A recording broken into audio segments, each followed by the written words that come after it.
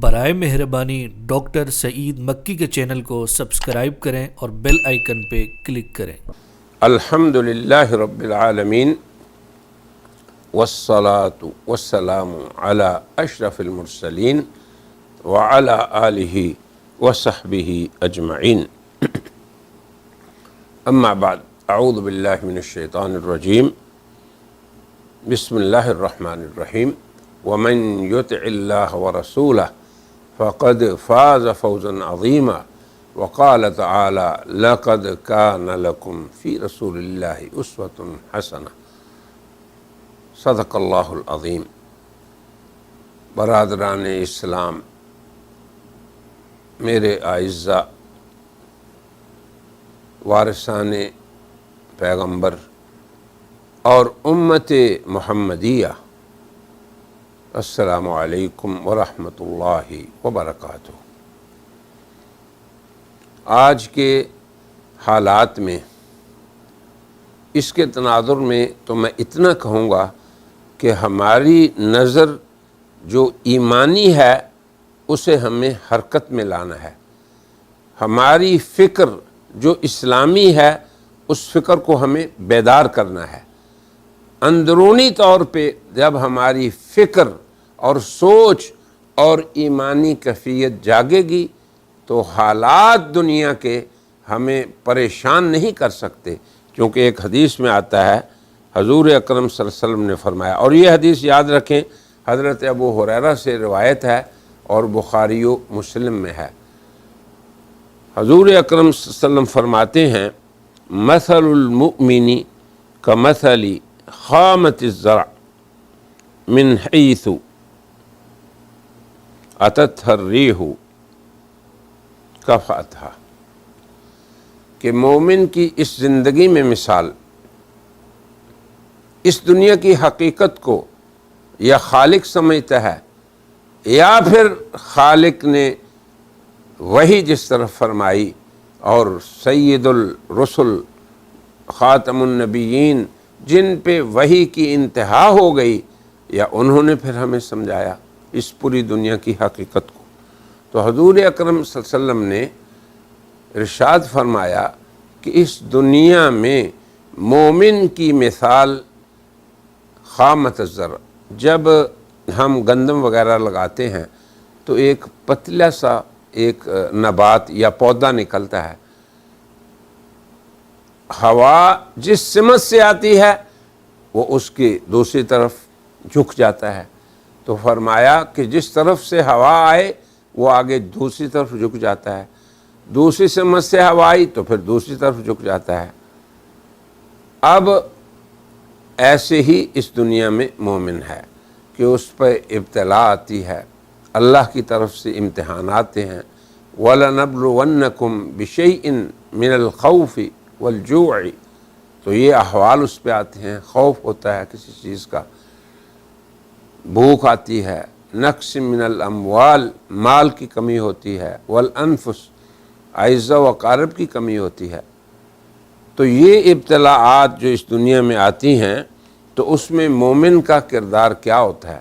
مومن اکھڑ نہیں جاتا، مومن مائل ہو جاتا ہے۔ یعنی حضور اکرم صلی اللہ علیہ وسلم نے یہ جو ہمیں مثال دی ہے، واقعی آپ صادق و مصدوق ہیں۔ ایک حالت میں کوئی بھی انسان اس دنیا میں نہیں رہتا۔ اب ایک عام انسان اور ایک مومن انسان میں کیا فرق ہے کہ وہ ہر آنے والے حالت کی تیاری کرتا ہے، استعداد ہوتی ہے اس کی، اور اس کا ایمان اور اس کو اللہ تبارک و تعالی جو وحی کی طرف سے رہنمائی ملتی ہے وہ اس پہ عمل کے لیے تیار ہوتا ہے۔ اب اس حدیث میں جو یہ فرمایا گیا کہ مومن کی مثال ایک ہلکی پھلکی تازہ اور کمزور سی جو نبات ہے وہ ہے کہ جدھر سے ہوا آئی اس نے دوسری طرف اس کو مائل کر دیا، پھر وہ سیدھا ہو جاتا ہے، پھر دوسری طرف کی ہوا آئی۔ تو اس لیے مومن کو یہ سمجھنا چاہیے کہ اس دنیا میں اسے اللہ نے بھیجا ہی اس لیے ہے لیبلوکم ایکم احسن عملا۔ ارشاد باری تعالیٰ ہے خلق الموت والحیات لیبلوکم، موت و حیات کے خالق نے حضرت انسان کا بھی وہی خالق ہے، اس لیے پیدا کیا کہ وہ آزمائش میں رہے۔ اب کیا آزمائش کا نتیجہ ہو؟ ایکم احسن عملا، کہ تم میں عمل کے اعتبار سے کون احسن ہے۔ اب حسن عمل یہ ہے، حسن عمل کہ ہر کیفیت، ہر حالت اور ہر ابتلا کے وقت مومن اللہ اور رسول کی اطاعت کا جو پیمانہ ہے، دائرہ ہے، اس سے باہر نہ نکلے۔ ہماری آج کی گفتگو سے بھی ہماری مراد یہی ہے کہ مومن حالات اس پہ آتے ہیں، مگر آنے کے بعد اس کی کیفیت وحی کی تعلیم کے مطابق ہوتی ہے۔ جیسے حضور اکرم صلی اللہ علیہ وسلم نے تعلیم دی کہ مومن کے لیے یہ خیر ہی خیر ہے۔ عجبا لامر المؤمن، مومن یہ سمجھتا ہے کہ جو بھی حالت خیر کی، شر کی، یا تنگی اور یسر کی، یا پریشانی کی، یا خوشی کی آ رہی ہے، یہ دونوں حالتیں میرے لیے خیر ہی خیر ہیں۔ یہ ہے اصل میں اندر سے مومن کی کیفیت، جو اسے خودکشی نہیں کرنے دیتی، جو اسے وقت ضائع نہیں کرنے دیتی، جو اسے مال ضائع کرنے نہیں دیتی، جو اسے خلوت میں بھی اللہ سے ڈرائے رکھتی ہے اور اللہ کی حدود پہ اسے قائم رکھتی ہے۔ میری ایک گزارش آپ سب حضرات سے یہ ہے کہ آج کے دور میں جو عزلت آپ سب کو نصیب ہے، حضور اکرم صلی اللہ علیہ وسلم کی ایک حدیث ہے نعمتان مغبون فیہما کثیر من الناس، دو نعمتیں ایسی ہیں کہ اس میں بہت سے لوگ خسارے میں رہتے ہیں، گھاٹے میں رہتے ہیں وہ نعمتیں مگر ان کا درست استعمال نہیں کرتے۔ ایک نعمت صحت ہے اور ایک نعمت فراغت ہے۔ اب صحت کے حالت میں کیا اس کا استعمال ہے کہ بندہ اللہ کے سامنے اقامت صلاۃ، اقامت زکوٰۃ، اقامت دین، اقامت حدود اللہ، اس کے اندر قوت کے ساتھ ثابت کرے کہ وہ مومن ہے، اور زندگی میں جو مواقف آئیں اسے وہ اللہ کی حدود پہ قوت سے ڈٹ کے کھڑا رہے۔ یہ ہے صحت کی نعمت کا درست استعمال۔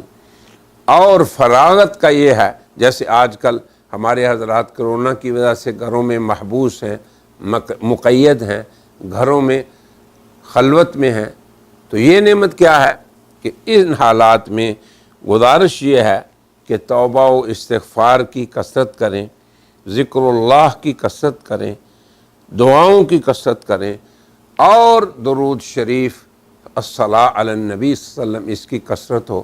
اب آپ یہ دیکھیں اس کا فائدہ کیا ہوگا۔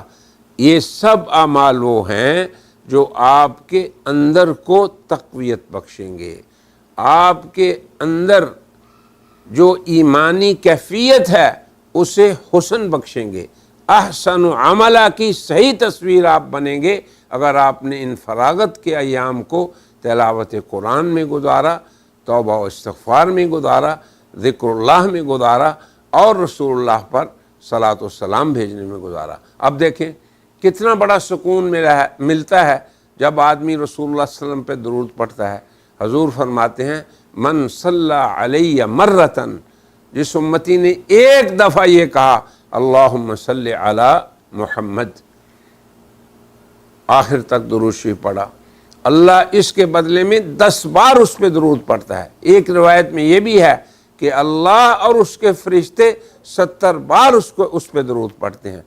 اور پھر ایک حدیث میں یہ ہے کہ ایک صحابی نے رسول اللہ سے پوچھا کہ یا رسول اللہ میں اپنی کتنی عبادت درود شریف بناؤں؟ تو آپ نے فرمایا کہ 1 ثلث۔ پھر کہا کہ ثلث تو بہت تھوڑی ہے، پھر فرمایا 2 ثلث۔ تو اس نے کہا یہ بھی تھوڑی ہے۔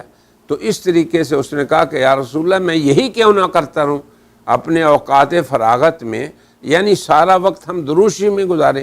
تو فرمایا غور سے سن اس مسئلے کو، اذن تکفی ہمک، پھر یہ ہوگا کہ جس قدر پریشانیاں تجھے ہیں سب کی سب اللہ اپنے ذمے میں لے لے گا، اور ان ہموم اور احزان سے اور پریشانی کے آج کل کے احوال سے درود شریف سے بڑھ کر اور کوئی کارآمد چیز نہیں جو ہمیں سکون عطا فرمائے۔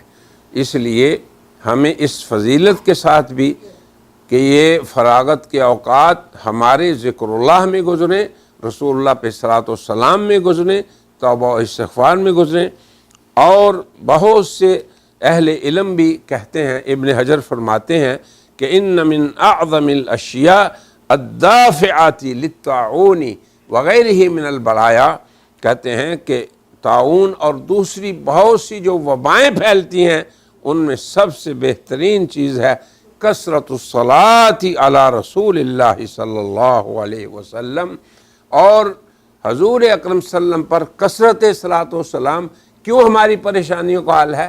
اور ان سب نے اسی حدیث سے استدلال کیا جس طرح میں نے اشارہ کیا کہ اگر تو اپنی عبادت صلاۃ و سلام کو کر لے گا تو تیری تمام پریشانیاں اللہ تبارک و تعالیٰ اپنے ذمے میں لے لیں گے، وَيُغْفَرْ لَكَ ذَنْبُكَ، اور تمہارے سارے گناہ بخش دیے جائیں گے۔ یہ کیفیت ہمیں پیدا کرنی ہے اس عزلت کے ایام میں اور ان فراغت کے ایام میں۔